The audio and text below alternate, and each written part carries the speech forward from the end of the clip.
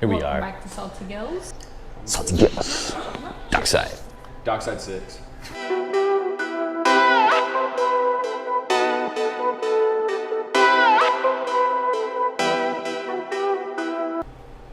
This is sponsored by Oh this? yeah, that's true. We're sitting in the new digs. Yeah. So this is where everything's gonna come from, as far as Dockside now. Kaleigh keeping us on track. Yeah. Yeah, you Okay. are. We started Do talking my about best. fines. Yeah. So So Bluffs Bay Marina. Bluffs Bay Marina. Yep. Yeah. I keep the boat here. I used to. Yeah. Just worked out better to have it somewhere else. Yeah, you had to move away just for a little bit, but we keep the boat here. We launch out of here. Guys probably will recognize all the cleaning stations and stuff like that. But yeah, we were coming. They've been nice enough to kind of work out a deal with us to use this place. So this will kind of be our new set for all the docksides. So we started off the month. Finally got to go offshore. Mm-hmm. Gosh, we hadn't been out since that one time we lost the motor in February, so it had been a while. Yeah. Put the boat in the water, and we get greeted with a steering issue. So learned a lot about the Optimus system. So if you got questions there, ask us. We're not that good at it. Well, we're not that good, but we learned a lot more than we knew. That trip ended up leading to a bunch of maintenance. We lost 2 live well pumps. Something crazy happened. Bilge float. Steering. So yeah, And now your radio. Did you get that piece? Yeah, I got the piece, so we're good to go on that. But Then I mean, we had a great trip. So we head out there.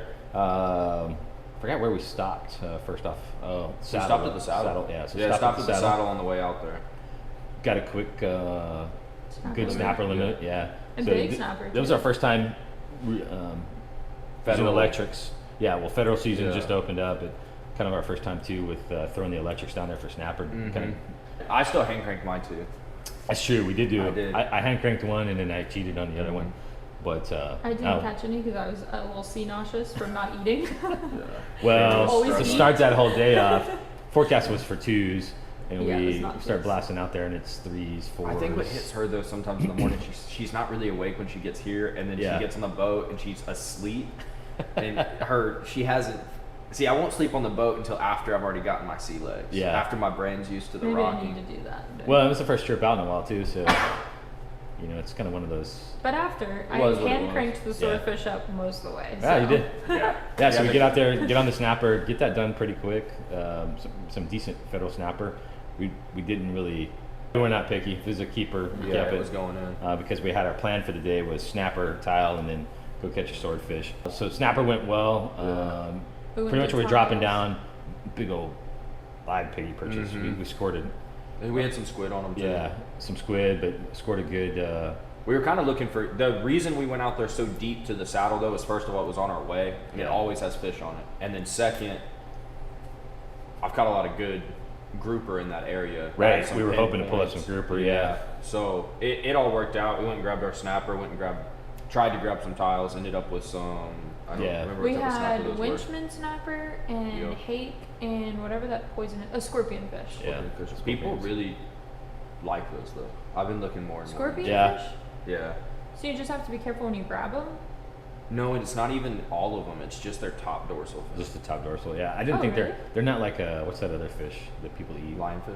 Yeah, or No, something they're not like lionfish. Something else. Apparently, they're just like snapper. Like you clean them and they're good. Yeah, I don't know that for you sure. just have to be but- careful with them. We'll have to get up to speed on that. I don't know. Yeah, because there's a lot of them. People that go out there just to get those. Yeah, I don't think I'm gonna be Those- on that list. Scorpion fish? Yeah. That's what I'm saying. I don't Like, know about I don't know that. about that. Do they get big? No, they're that size, but apparently they're one of those deep drop Deep-ish. fish is just super good. Yeah. Apparently. Well, those winchman snapper are pretty good. I make little tiny sandwiches. And the with them. hakes are pretty good too. The hakes are part of the cod family though. So Yeah. I mean, they firm up really good when you cook them. A couple hours trying to catch some tile. No tiles, but we think that's because we're maybe a little bit too shallow. Shadow, yeah. That's Oh what- no! Then I watch another video where they're catching them in 5 feet. That spot's been hit a lot, I think. We need to Yeah. go find We're some gonna different try and spots. figure that out. We pulled tiles off of there before. so Yeah, and they're we have there. some different spots. Yeah. But also the current was real weird when we Was- went. It was super weird. That spot is actually better going from shallow to deep, I think, and we were going from deep to shallow. then went out and got on the swords. Yeah, we got lucky because the current was weird. Yeah, it was a weird when current. We got out there. First parked up, the drift was real weird. Yeah, so we got to our normal kind of spot that we like to check. Drift was looking weird, so we noticed another boat kind of drifting over to the east a little bit more. And as we were looking at our currents, we're like, yeah, that's probably where. Well, we and need also to be.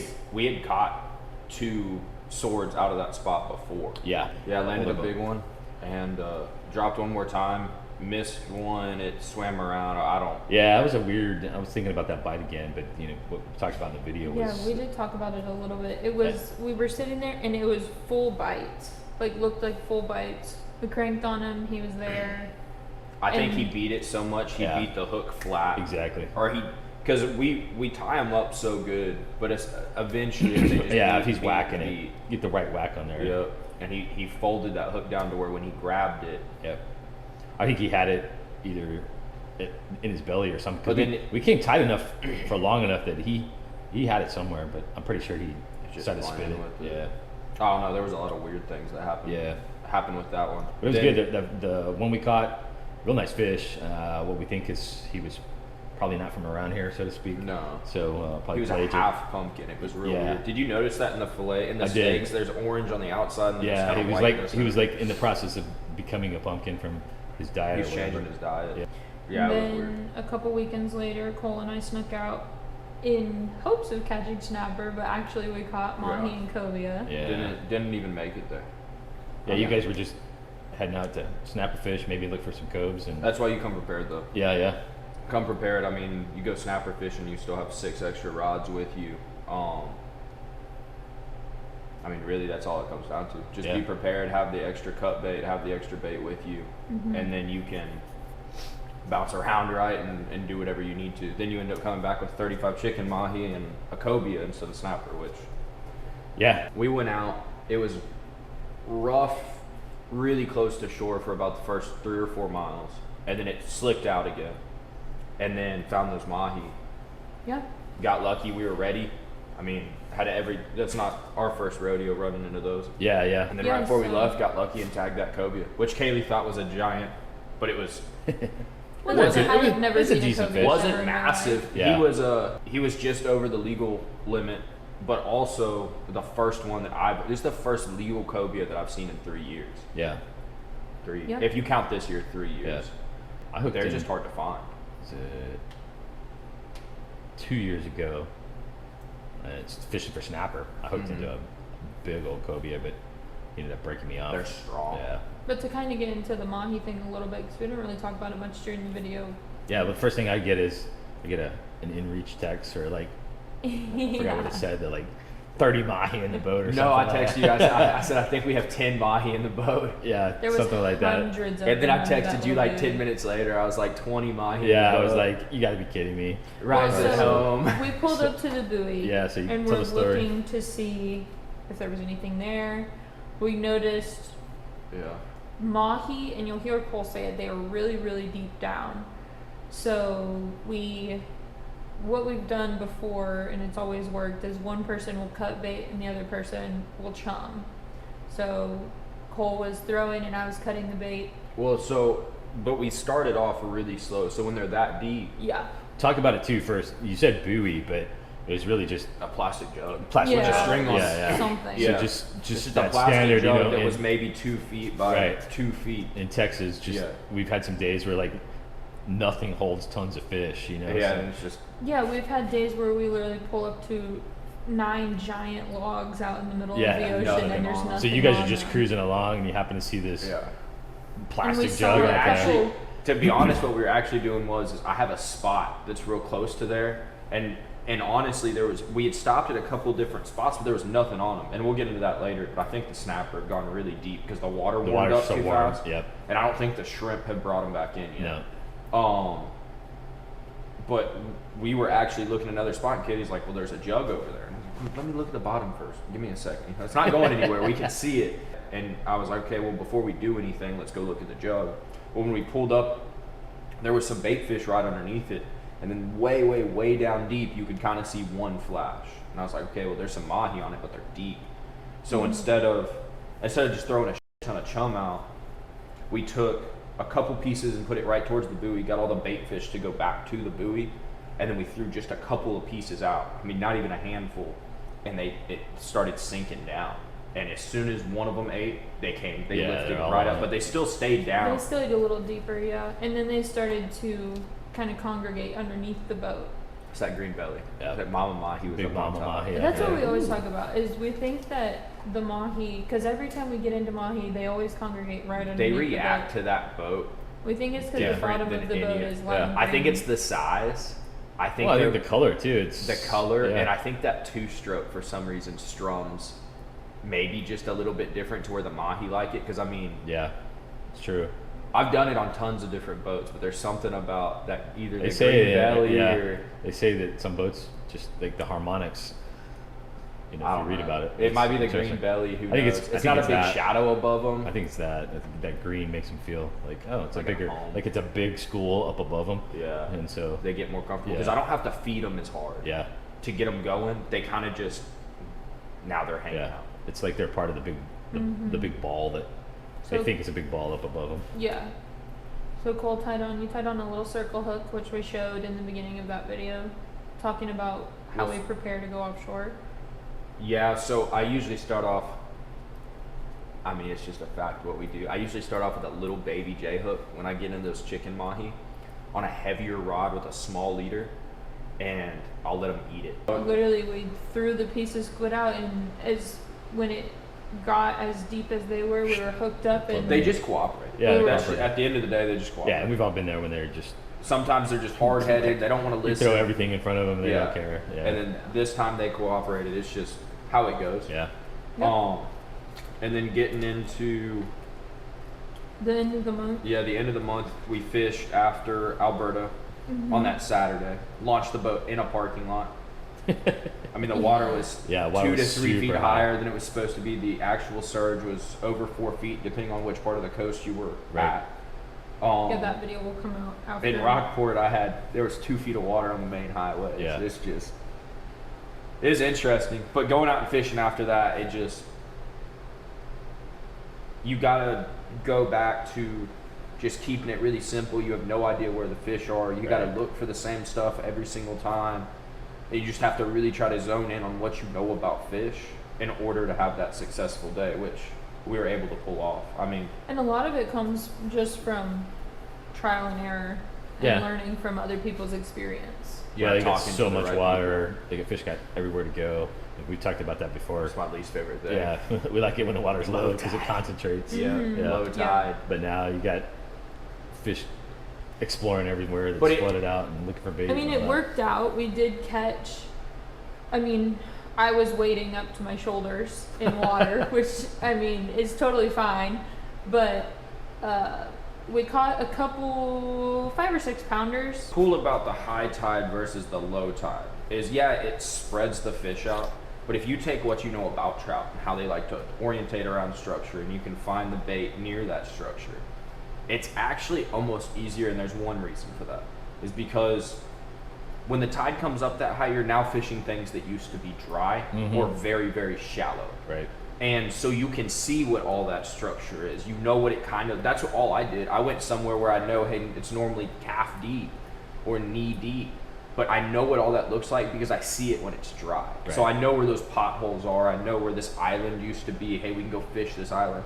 The thing that sucks about low tides is that you're usually fishing things that normally you can't even see, fish. yeah. So you can't even see it. So you're trying to have to kind of be imaginative and remember what this part of the shoreline did, and is it the same here? And it's kind of a guessing game. It's the only thing good about the high tide. Yeah. Well, and in the difference in high and low tide comes with difference in bait too, right? So when we were seeing the high tide, we weren't really seeing very much bait, but when it's low tide, the bait's almost more concentrated to where the fish are.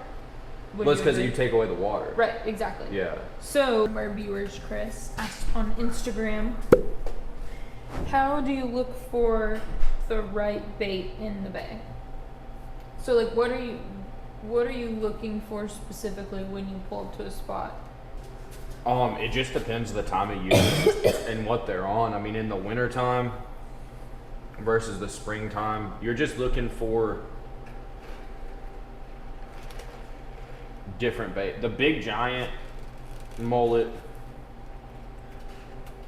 It's typically just happy bait. it's just happy bait. Yeah. I mean, it might be mixed in with good bait, but I'm not relying on it. Like this time of the year, I'm looking for a lot of your like the 6, 7, 8-inch mullet instead of like the little tiny bait. In the spring, there's a ton of tiny bait in our bait system, so you're looking for like pinfish and stuff. Smaller ones usually what we've seen. In the winter time, you're kind of going back to that 5, 6, 7-inch bait because there's really not a whole lot of little bait in our systems because they pushed out. It just depends. You just want to see patternable bait that is scared, like flicks. You don't want like mullet just jumping out of the water. You want. So you're looking for more of like the swirls or like the tail flicks. This time of year, I'm looking for slicks. I mean, slicks, scared bait, busts. Like if you pull up in the dark and you hear that pop, that's usually bait being hit. And then also you're looking for bait that's patterning. Like you finding a big flat full of bait. Like yeah, there's probably fish there, but like you're gonna work a lot harder for them because they're spread out over this giant flat versus like chaining mullet along a section of rocks, or like mullet just working one side of the flat, whether it's the drop off side or the shallow part. And then usually you can see them kind of shift throughout the day, and that's usually how the fish are going to shift. But like when we pulled up there, when we're scanning, we're looking for, a lot of times I'm looking for the little bait jumping, like, okay, there's at least something in here. And then or you're seeing like multiple jump at the same time. Yeah, exactly. Yeah. That's kind of my key that I'm always looking for, going, there's bait here. Mm-hmm. And then everything else, like you just said, because you're just setting yourself up to work harder than you need to once it's all spread out apart and everything. Yeah. Okay, he also asked, like, how concentrated does a bait need to be for a productive wade? So, like, you're not looking for... Again, you don't want it scattered. You're going to work way too hard. I mean, typically if we're seeing that, like you talked about a minute ago, if we're seeing those, 7, 10 kind of jumping, I'm like, okay, I'm feeling pretty good about that. So that's my. I don't know. I mean, how willing? I mean, as you learn, you're gonna make more and more mistakes and have to move more and more as you kind of figure out what's working and what's not. Yeah. But now for me, it's like, is it worth getting out and waiting this spot, or should I just move on to the next? Right. I mean, and that all changes. I mean, you can get fooled because there's been a couple times we pulled up and we get the onesie, twosies, like, oh, there's bait in here. And we'll usually catch a few fish, but we inevitably end up leaving. Move. Yeah. But it's also what time of year, or which type of fish are you fishing for? Right. If you pull up in a way back slough, a spot that you catch a lot of big trout in, and there's not as much bait as normal, and you have that crew that just wants that one big fish, then hey, it's probably worth your time to get in there. And also, a lot of the times, like, where you catch your big fish, just kind of focus on what the bait is looking like at that time of the year. You'll learn as you get, more experience in it. You'll learn from your mistakes, or if you That's the don't, biggest you're thing, just gonna continue to struggle, which is It's okay. it's a part of that learning process. I've made a lot of wades where I caught 1 or 2 fish, walked a couple miles just because I got hard headed. I'm just like, man, I'm just gonna grind. I think that's it out. the thing though too, is don't be afraid to change. Okay. Chris also asked, what is your checklist for solid boat maintenance, daily, quarterly, and yearly? Look up exactly what make model you have, and there's a book on it. I mean, if you have a Mercury. But I think he's right. Hey, what do you do daily? It's hard for us to do anything daily because the only daily checklist I have is if something's broken. Yeah. And then all of my effort goes into trying to alleviate that issue. So like you're seeing you see your boat more often. Like for me, I don't see my boat but maybe every week, so it's a little harder. and get behind a little bit on taking care of it. I don't know, if I was only going to see my boat once a month, I'm making sure the batteries are good. Yeah, exactly. So we always turn our switches off, but if you turn that switch on and your battery's low or something, then something's going on. If you run your boat and you come back and the battery's low, you probably need to start looking at your alternator. Yeah. Mercury had a period of time during COVID where we just went through alternators after alternator. I went through 2 alternators in 2 weeks, and now the one I have is fine. So if it breaks, mess with it. if it's not broken, there's really nothing you can do about it except stick to routine maintenance and try to keep an eye on other stuff. I had a weird one where the tensioner came loose for my alternator and belt system up top. That's one that now whenever I pop the cowling, I kind of like look at it. But every engine has its own things. Yeah, As far as the checklist, like when we go fishing, I'm making sure the fire extinguisher is good. Right. Those come uncharged all the time. I'm making sure my registration stickers aren't falling off my boat anymore. Make sure you have a card with you. And Yeah, that is, radio all those. works. Yep. But But you see, like I think we had it in the last the video for that we went offshore. It's like I hadn't had the boat out in a while, so I kind of went a little extra in my own checklist. But like, hey, all the pumps are working, lights are working, double checking everything, and just seeing that. But you know, when I show up down here, I'm always like you just said, checking the battery first, make sure that's not something crazy, and just you know, my boat sits, and your boat too is in a sort of dry storage, but you don't have to worry about the rust as much, but you still got to give it some love. I've been putting that salt's gone on everything. It seems salt's like. away, salt's gone. Yeah, That's what daily almost means to me. So like daily, we don't use the boat daily, but like every weekend we use the boat.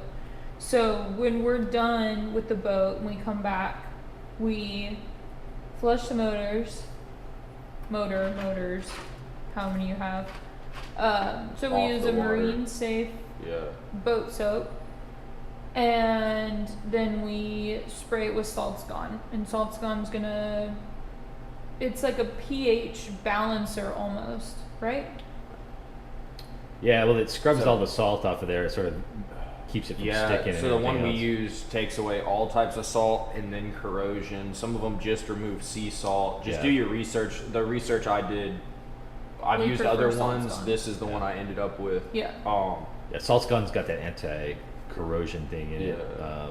Salt's Away, I don't think does. No, it just gets rid Yeah, of the just- salt. Because I have both of them, so yeah. Yeah, I've used 3 different ones now, and this is my favorite. No, Yeah. the good thing about the Salt's Gone too is it's a 0 spot.